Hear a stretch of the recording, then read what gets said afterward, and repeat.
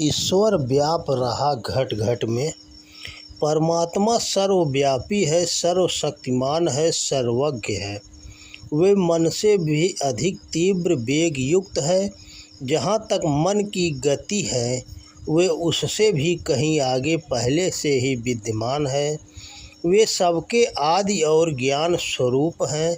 सबके आदि होने के कारण वे सबको पहले से ही जानते हैं।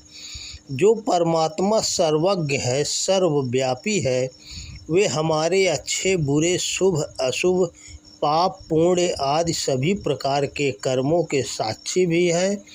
अस्तु उनसे हमारे द्वारा किए गए कोई भी कर्म छिपाए नहीं जा सकते। वे सर्वत्र व्याप्त है, इसलिए वे कहीं भी हमारे द्वारा किए गए कर्मों को जानने वाले हैं। हम जैसा कर्म करेंगे वैसा ही फल हमें प्राप्त होगा। इसलिए हम सदैव शुभ कर्म करें, पुण्य कर्म करें, जिससे हम हमेशा सुख शांति व आनंद की प्राप्ति कर सकें।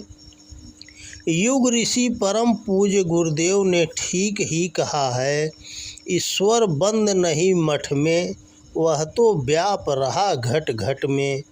पुलिस अदालत है आसान, किंतु अटल है ईश विधान। हमें हमारे कर्मों का फल मिलेगा ही, हम उससे बच नहीं सकते।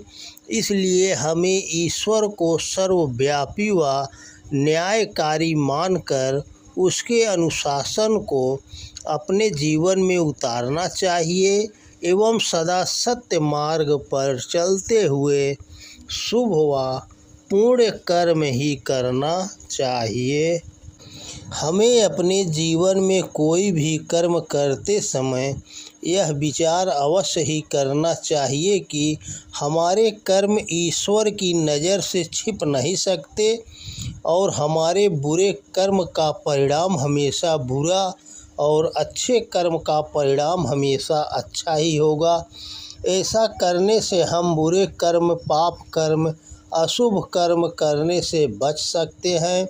साथ ही ऐसे कर्मों से मिलने वाले दुखद परिणाम से भी। इस संदर्भ में एक बहुत रोचक कथा है। कहते हैं कि एक बार गोस्वामी तुलसीदास जी रात्रि को कहीं से लौट रहे थे कि सामने से कुछ चोर आते दिखाई दिए। चोरों ने तुलसीदास जी से पूछा, कौन हो तुम? उत्तर मिला, भाई जो तुम सो मैं। हर जीव ईश्वर का ही अंश है। इस दृष्टि से तुलसीदास जी ने कहा, भाई जो तुम हो वो ही मैं हूँ। पर चोरों ने अपनी दृष्टि से उसका अर्थ यह लगाया कि जैसे वे सब चोर है वैसे ही तुलसीदास जी भी चोर है। अस्तु चोरों ने तुलसीदास जी को चोर मानते हुए कहा, मालूम होता है तुम अभी नए निकले हो, चलो तुम भी हमारे साथ चलो और चोरी करने में हमारा साथ दो। तुलसीदास जी तैयार हो गए, वे भी चोरों के साथ चल दिए।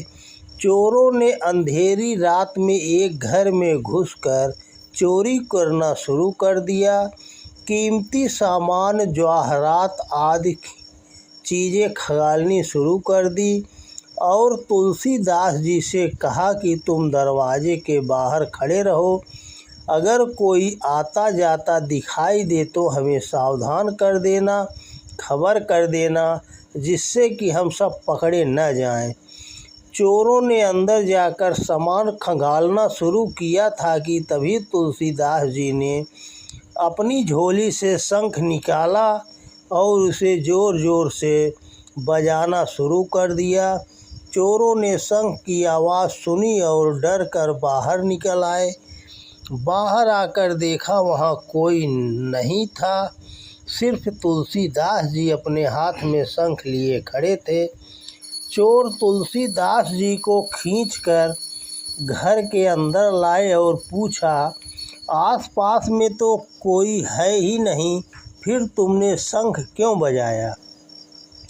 तुलसीदास जी बोले, आपने ही तो मुझे कहा था कि जब कोई दिखाई दे तो खबर कर देना, तो मैंने वही काम किया। जब मैंने चारों तरफ देखा तो मुझे सर्वत्र प्रभु श्री राम ही दिखाई दिए। सो मैंने सोचा कि आप लोगों को उन्होंने चोरी करते अवश्य ही देख लिया है और फिर चोरी करना तो पाप है, इसलिए प्रभु श्री राम आपको अवश्य ही दंड देंगे। इसलिए मैंने आप लोगों को सावधान करना उचित समझा और इस हेतु ही मैंने शंख बजाया। मगर प्रभु श्री रामचंद्र जी तुम्हें कहाँ दिखाई दिए? चोरों ने पूछा। तुलसीदास जी बोले, भगवान का वास कहाँ नहीं है, वे तो सर्वज्ञ हैं, सर्वव्यापी हैं, अंतर्यामी हैं और उनका सब जगह वास है। मुझे तो इस संसार में वे सब तरफ ही विराजमान दिखाई दे रहे हैं। तब वे किस स्थान पर दिखाई दिए, यह मैं कैसे बताऊं? चोरों ने जब यह सब सुना तो वे समझ गए कि कोई चोर नहीं है, ये तो कोई महात्मा है और महात्मा कभी झूठ नहीं बोलते। अब तक तो हम लोगों ने न जाने कितने पाप कर्म, कितनी चोरियां की है, फिर तो भगवान ने हमें बार बार ऐसा करते हुए हमेशा ही देखा होगा। उन चारों को अपने किए गए कर्मों पर घोर पश्चाताप हुआ। वे सभी